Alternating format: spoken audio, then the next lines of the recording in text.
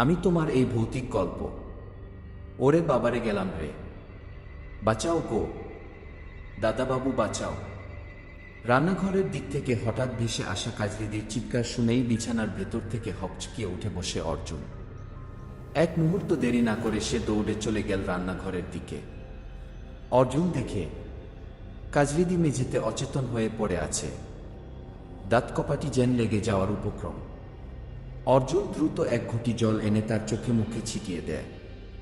কিছুক্ষণ পর কাজলিদির জ্ঞান ফিরে আসে। অর্জুন, কাজলিদি, হঠাৎ কি হলো?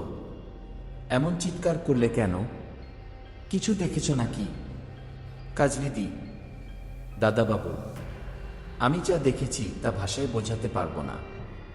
আমি আর কোনোদিন এই ভাড়া বাড়িতে কাজ করতে আসবো না। প্রাণটাই যদি না থাকে কাজ করবে কে? অর্জুন তাকে শান্ত করে জল খাওয়াল। কাজলিদির সারা শরীর থরথর করে কাঁপছে, চোখ মুখে ভয়ের ছাপ স্পষ্ট। অবশেষে সে বলতে শুরু করল, কাজলিদি, দাদাবাবু, আমি রান্না করছিলাম। হঠাৎ জানালার বাইরে থেকে একটা কালো কুচকুচে লম্বাটে লোমশ হাত ভেতরে ঢুকল।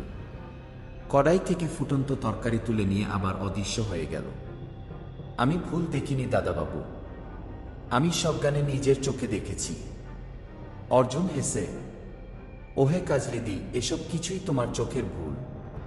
অন্ধকারে রান্না করতে গিয়ে এমনটা হতেই পারে। কতবার বলেছি লণ্ঠনটা কাছে রাখো, কিন্তু তুমি শোনো না। কাজলিদি, না দাদাবাবু, আমি ভুল দেখিনি। আমার দুই ছেলের দিব্যি খেয়ে বলছি, সত্যিই একটা হাত এসেছিল।